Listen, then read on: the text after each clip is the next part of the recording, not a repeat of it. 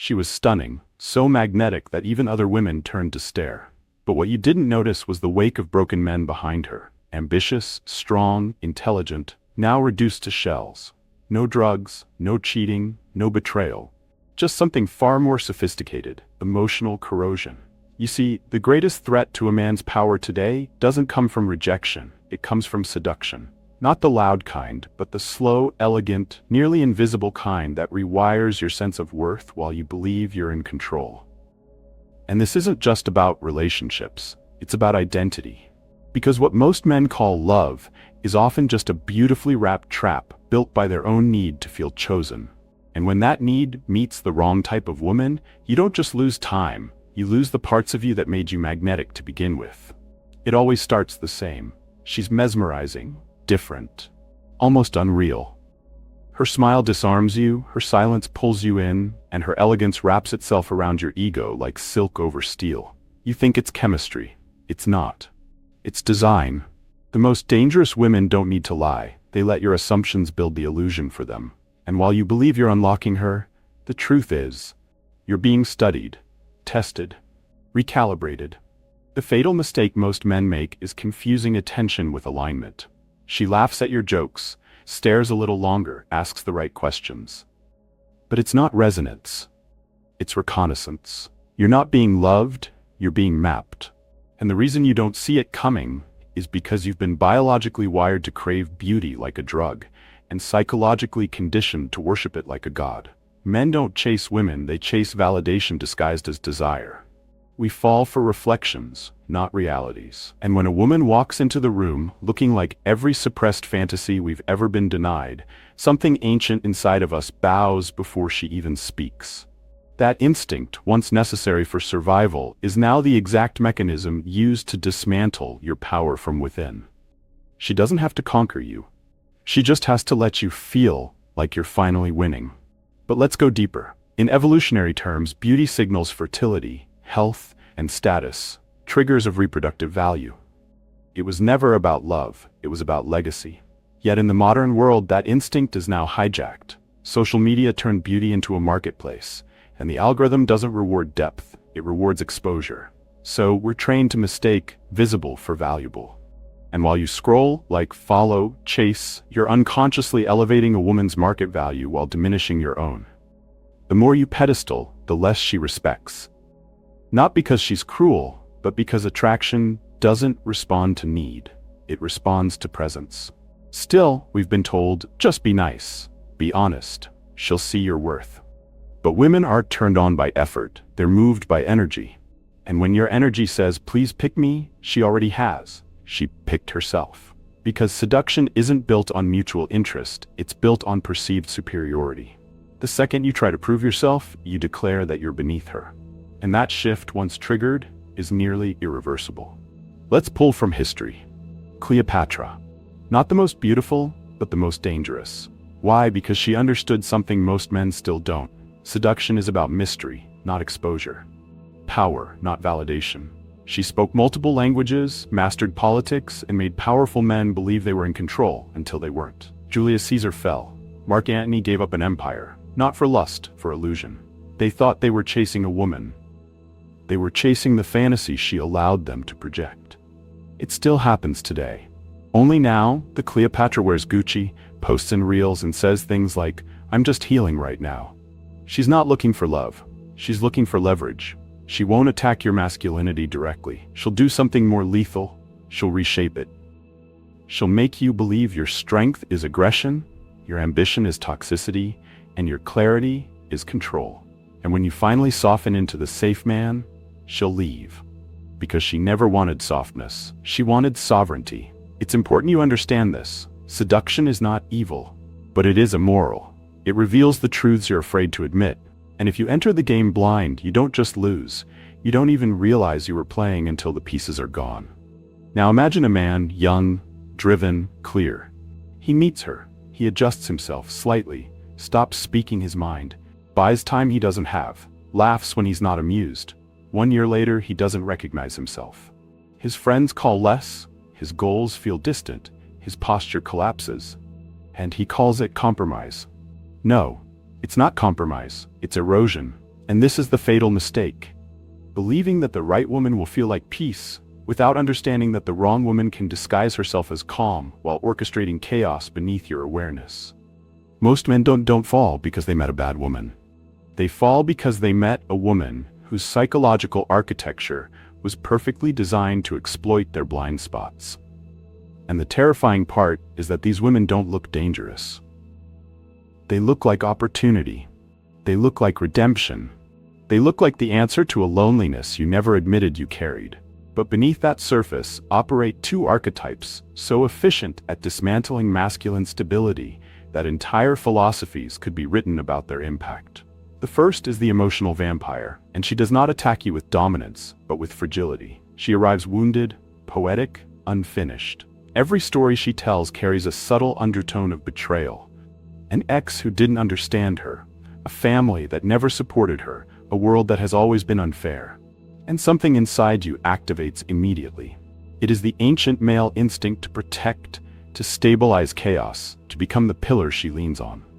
The problem is that her chaos is not a temporary storm. It is her ecosystem. She survives inside dysfunction the way deep-sea creatures survive under pressure. Remove the pressure and she loses identity. So unconsciously, she recreates it. At first you feel heroic. You listen for hours, you reassure, you reorganize your schedule to accommodate her emotional emergencies. Each sacrifice feels noble because it is framed as love. But slowly a pattern emerges. Her crises are cyclical, immune to resolution. Solutions bore her. Stability irritates her. What she wants is not healing, but attention disguised as healing. Psychologists would call this a reinforcement loop, but in practical terms it is simpler. Your empathy becomes her fuel source. And the more you give, the more she requires because you have trained the relationship to orbit her suffering. Here lies the paradox that traps intelligent men. Compassion feels morally superior to detachment, so withdrawing feels like betrayal. Yet by staying, you are not helping her evolve. You are subsidizing her stagnation. Nietzsche warned that pity can be more corrosive than cruelty because it chains both parties to weakness. In trying to save her, you negotiate away your momentum. Your projects slow, your friendships thin. Your internal dialogue becomes dominated by her emotional weather. You wake up one day fluent in her pain and illiterate in your own ambitions. The emotional vampire does not intend evil in the cinematic sense. She is not plotting your destruction over candlelight. She is simply organized around a narrative in which she is perpetually the injured protagonist. And every relationship becomes a stage where that narrative must be confirmed. If peace lasts too long, she introduces tension through suspicion, insecurity, or subtle accusations. You find yourself defending actions you never considered questionable. This constant low-grade trial exhausts cognitive resources. Studies on decision fatigue show that sustained emotional negotiation reduces executive function, which in real life means you become less decisive, less sharp, less yourself. And the cruel irony is that as your strength diminishes, her attraction fades. The very stability she demanded was the trait that drew her in. Once diluted, it no longer stimulates her. She does not thank you for your sacrifices. She resents you for becoming smaller. If the first archetype feeds on your empathy, the second feeds on your admiration. The narcissistic chameleon is more refined, more socially celebrated. She enters your life as a mirror polished to perfection. Her interests align with yours with suspicious precision. She laughs at your obscure references, supports your ambitions, and projects an image of effortless compatibility. You interpret this as destiny.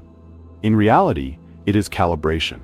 She studies social feedback the way a strategist studies terrain. Her identity is modular, adjustable to maximize influence. Early interactions with her feel intoxicating because she reflects an amplified version of your ideal self. Robert Greene described this mechanism as the seducer's ability to become the object of another's fantasy. The chameleon embodies that principle instinctively. She does not seduce by overwhelming you, but by dissolving into your preferences. Control begins microscopically. A comment about one friend being a bad influence, a suggestion that you spend more time together and less on solitary pursuits. Each request is reasonable in isolation. Combined, they redraw the borders of your autonomy. You comply because resistance seems disproportionate. After all, she is supportive, affectionate, impressive in public. But gradually your environment reorganizes around her approval. You start pre-editing your behavior to avoid subtle disapproval. This is not overt tyranny, it is soft governance. Michel Foucault argued that the most effective power structures are those that internalize surveillance, where individuals police themselves. In a relationship with the chameleon, you become both citizen and warden. She rarely forbids, she implies. And implication is more powerful because it recruits your imagination as an accomplice. The chameleon's deepest skill is narrative control. Conflicts are reframed so that her reactions appear as responses to your shortcomings. If you question her inconsistency, you are labeled insecure. If you demand clarity, you are accused of aggression. Language becomes a labyrinth where every exit leads back to her innocence. Over time, you distrust your interpretations. This erosion of epistemic confidence is devastating. A man uncertain of his perceptions is easy to steer. He seeks external validation to compensate, and the nearest source is often the very person destabilizing him. Thus the loop closes. She manufactures doubt and then sells reassurance. From the outside, the relationship looks enviable. From the inside, it feels like negotiating with fog. What makes these two archetypes particularly dangerous in the modern era is cultural camouflage. The emotional vampire is protected by a social climate that valorizes vulnerability without demanding responsibility. Any attempt to set boundaries risks being interpreted as cruelty. The narcissistic chameleon is shielded by a culture that confuses performative compatibility with intimacy. Her adaptability is praised as emotional intelligence. Men navigating these waters are told to be supportive, open, flexible. All admirable traits in balance. But balance is precisely what these dynamics consume. Aristotle wrote that virtue exists in the mean between extremes. When your generosity drifts into self-erasure or your flexibility into submission, virtue mutates into vice. Here lies the uncomfortable contradiction. Many men participate willingly in their own diminishment because these relationships offer psychological rewards. The vampire grants a sense of purpose. To be needed feels intoxicating in a world where male roles are increasingly ambiguous. The chameleon offers validation. To be admired by someone so socially adept elevates your status by association. In both cases, you receive emotional dividends up front and pay existential interest later. This delayed cost obscures the transaction. By the time the bill arrives, you have invested too much identity to withdraw without pain. And so you rationalize. You call exhaustion maturity. You rename isolation commitment. The tragedy is not that such women exist. Every archetype has its masculine counterpart and its evolutionary logic. The tragedy is that men are rarely taught to detect the pattern early. We are educated in acquisition, not filtration. We learn how to attract, but not how to refuse. Yet refusal is a higher form of power. To walk away from a dynamic that flatters your ego but fractures your core requires a clarity bordering on philosophical discipline. The Stoics insisted that freedom begins with distinguishing what is within our control from what is not. Another person's wounds, ambitions, and narratives are not yours to engineer. When you assume responsibility for them at the expense of your trajectory, you convert empathy into self-sabotage. By now, a discomfort may be forming, a resistance to the severity of this analysis. Good. That resistance signals the collision between romantic mythology and psychological reality. We are raised on stories that glorify saving and merging, on narratives where love justifies total absorption. But examine the biographies of men who built enduring legacies. Their relationships, when functional, amplified direction rather than consuming it. Partnership at its highest level is a collaboration of strengths, not a hospice for unending crises, or a theater for identity manipulation. The two archetypes we are dissecting invert that principle. They transform relationship into extraction. And once you see this inversion clearly, a subtle shift occurs. You begin to evaluate attraction not by intensity, but by consequence. How do you feel after extended contact? Expanded or contracted? Sharper or dulled? More aligned with your mission or distracted from it? These questions act as a compass in terrain where appearances deceive.